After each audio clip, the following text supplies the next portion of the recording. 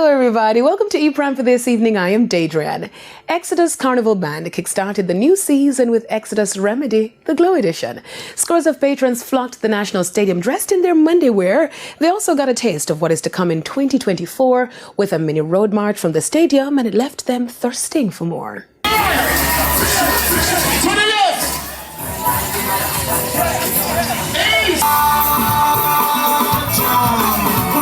This event, based on the theme of the event, based on the dress code, the Monday wear, the neon, you know, the white, the glow in the dark. A lot of our mannequins are even branded outfits that you see me, and a lot of our ambassadors, our models, a lot of our revelers wearing today were actually created by local designers. So that was an opportunity for them to earn a little income, but also put their names out there for Xodus to push them a little bit more, let people know about our local designers a lot more. Now to an E-Prime follow-up. Grammy-nominated music producer Alex Antea says, with quality music and constant touring, local dancehall and reggae artists will be able to gain recognition on international charts. His comments follow last week's publication by Billboard, which sees Bob Marley and the Wailers topping the Billboard year-end reggae charts for a fourth year. We have some great new talent, people like Protege and Chronix and Coffee and Jesse Royal, that have the potential to become internationally recognized. He adds that Cali reggae bands have found a method to market their music which makes them popular on international charts. They have figured out what it takes to become popular in reggae.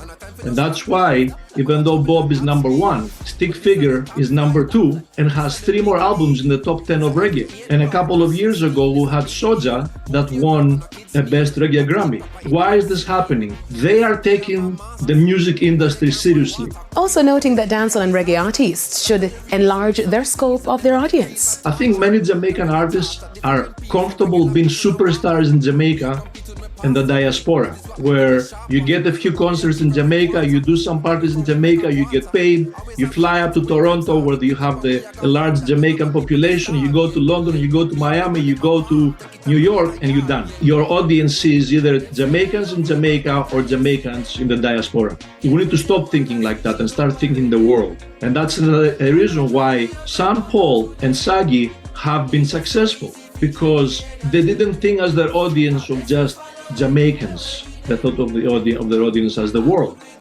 The Ashe Chill series Season 2 is finally here. The leading theatre arts, social development and multimedia production company is set to launch Season 2 of their web series Chill later today.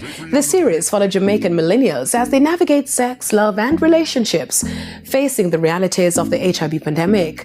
Chill, produced by the Ashe company, uses the tagline, Own Your Vibe, to encourage viewers to take 100% responsibility for their lives. Funded by Global Fund through the Ministry of Health and Wellness, Chill Season 2 aims to use innovative methods to engage young people. The series, which has 12 episodes, will air Mondays at 8 o'clock with a live discussion after each episode. That's it for E-Prime this evening. I am Daedrian. Thank you for watching.